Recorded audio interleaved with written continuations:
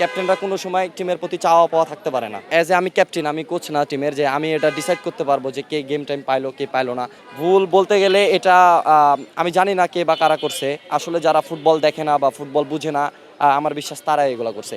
আসলে রোনারের সাথে আমার যে বন্ধুত্ব অ্যাজ এ ক্যাপ্টেন হিসাবে আমি যেভাবে ওদেরকে গাইডলাইন দিছি অল টিমকে, আমি একটা কথা বলতে চাই, সবাইকে সমান চোখে দেখতে হবে। আপনি যদি ফুটবলে সাফল্য চান, দেশি প্লেয়ার হোক এবং প্রবাসী প্লেয়ার হোক, আপনি যখন সবাইকে সমান চোখে দেখবেন, তখন অবশ্যই সেই প্লেয়ারটা আরও মানে উজ্জীবিত হয়ে দেশের জন্য লড়বে। আপনি যদি একজনকে বলেন যে পদ্মা সেতু, মেট্রো রেল এবং এলিভেটেড এক্সপ্রেসওয়ে নির্মাণের গর্বিত অংশীদার বসুন্ধরা সিমেন্ট, একে কেন খেলানো হলো না, আরও 11 জন আছে, তারা কি মনে করে? তো আপনাকে অ্যাজ এ ক্যাপ্টেন হিসাবে আমি সবসময় ডিমান্ড করি আমার সব প্লেয়ার আমার চোখে সমান।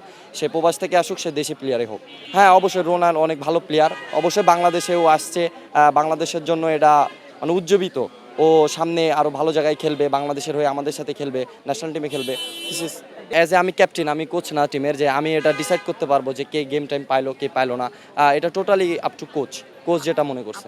না না না, অ্যাজ এ আপনি যদি ওয়ার্ল্ডে দেখেন তাহলে ক্যাপ্টেনরা কোনো সময় টিমের প্রতি চাওয়া পাওয়া থাকতে পারে না। হ্যাঁ, আমি ওনাকে সর্বপ্রথম ধন্যবাদ জানাই। উনি বিশেষ করে উনিও ফুটবলার ছিলেন, তো উনি ফুটবলারদের ফিলিংস অবশ্যই বুঝেন। তো উনি আমাদেরকে ডাকছেন, খেলাগুলো দেখছেন, অবশ্যই তাকে নিয়ে আমরা বাংলাদেশকে নিয়ে আগাইতে চাই। হ্যাঁ, জাহিদি স্যারের কথা যদি বলি তাহলে উনি আমার মতে ফেডারেশনে সবথেকে দুর্দান্ত, এবং আমাদের ডেভেলপমেন্ট কমিটির চেয়ারম্যান হিসাবে আমি তাকে সবসময় রেসপেক্ট করি। আমরা গত বছর যখন 19 রানার্স আপ হয়ে আসি, তখনও আমাদেরকে উনি 50,000 টাকা করে দিয়েছেন, এবং ওভারঅল সব টিমরেই উনি দিয়েছেন, এবং এখনও আমরা আসার পরে আমাদেরকে 1 লাখ টাকা করে দিয়েছেন। আশিকের সাথে ও যখন দেশে আসে, আমি তো সেখানে আমি ওকে কথা দিয়েছিলাম যে এই ট্রফিটা আমি তাকে উৎসর্গ করতে চাই।